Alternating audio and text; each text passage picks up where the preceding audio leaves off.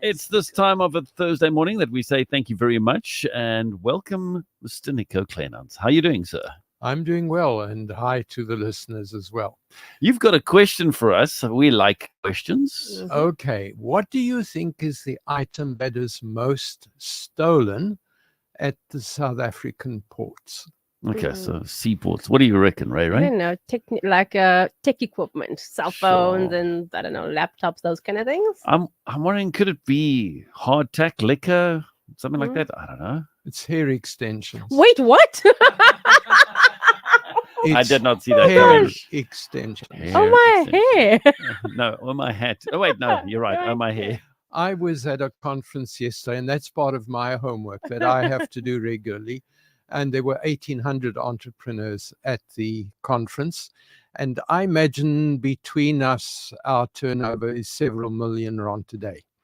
And so we were looking at issues that affects entrepreneurship.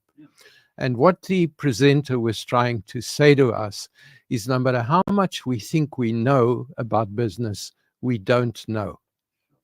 And what that struck me was on Sunday night at about 9 o'clock, as I left church, it was an AGM, so it was a late session. Okay. I drove down Claremont, and I remember passing two shops that were hairdressing salons, and they were both open. What? On a Sunday 9 evening? o'clock 9 o'clock. on a Sunday night, and they were busy. And they were busy putting hair extensions. And then I realized when I go into townships, no matter what day of the week it is, no matter what time, whether it's a container that's been converted or whether it's been a home or even at the side of the street, there seem to be thousands of hairdressing salons that work with hair extensions. And there obviously is a thriving business. And it seems to me that that particular industry must be employing hundreds of thousands of people. And they operate under the radar.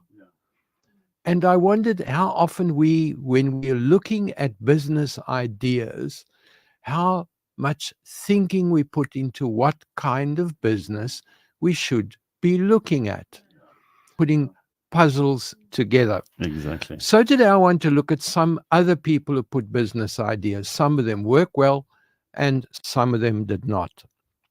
So Mr. X, who happens to be a listener, came together and he said, well, I'm getting tired of working for my boss.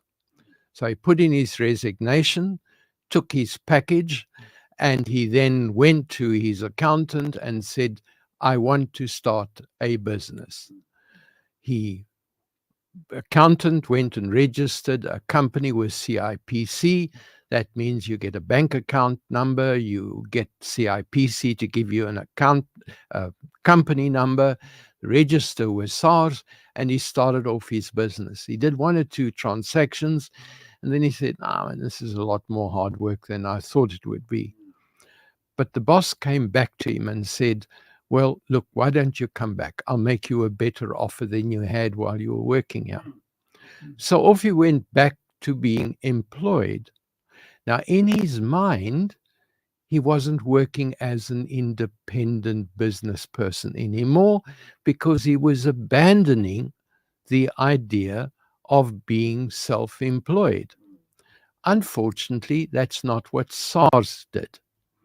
So although he didn't do business as a business person, and therefore he didn't have to make certain kinds of disclosures, as far as SARS was concerned, he still had to make nil disclosures.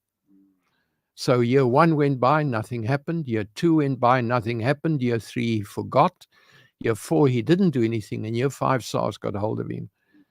And then SARS said, you've got to make disclosures. And he said, but they're going to be nil disclosures. SARS says, we'll do it anyway. And then he got all the penalty notices. And now he discovered where it was that SARS makes their money, through the penalty disclosures. So if you're running a business and you now abandon the business and you didn't actually go to CIPC and deregister your business, you owe SARS money. You may not be aware of it, but you owe SARS money.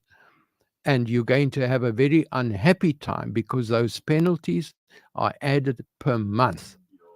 So please don't wait until you get a telephone number as a tax bill.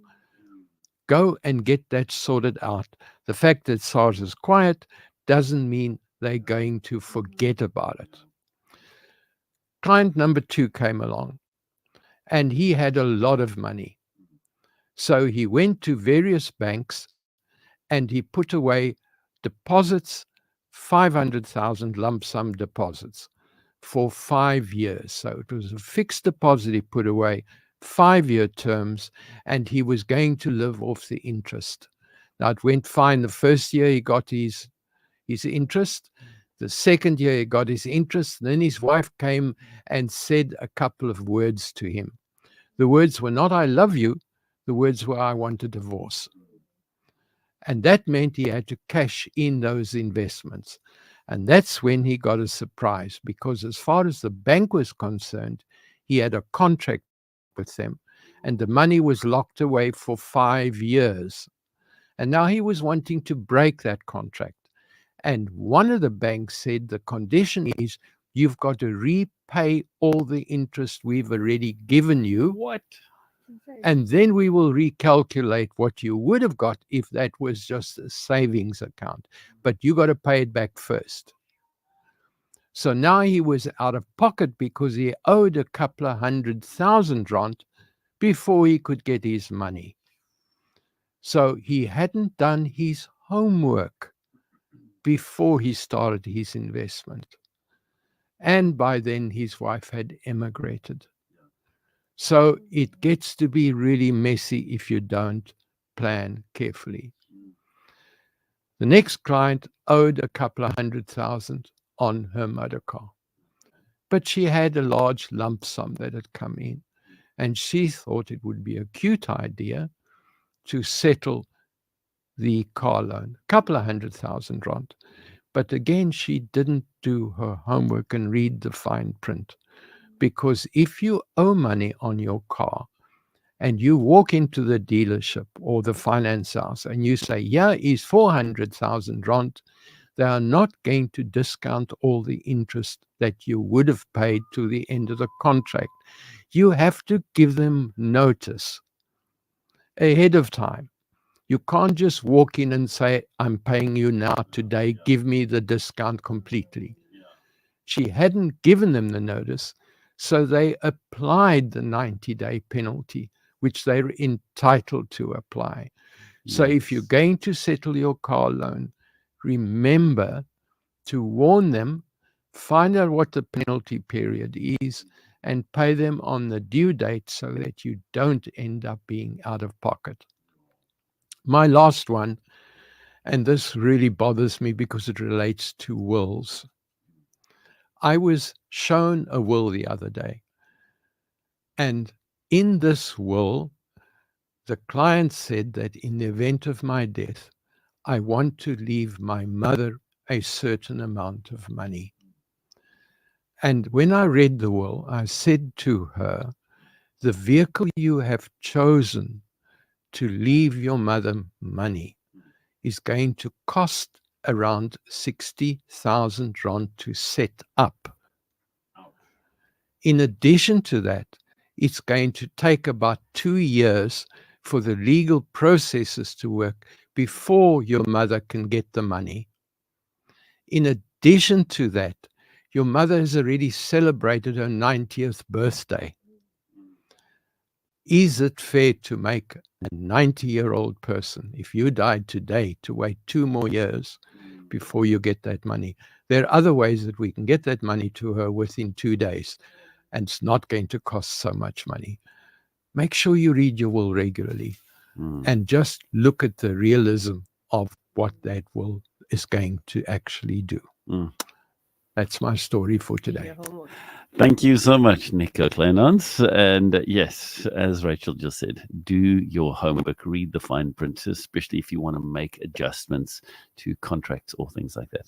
Thank you very much, sir.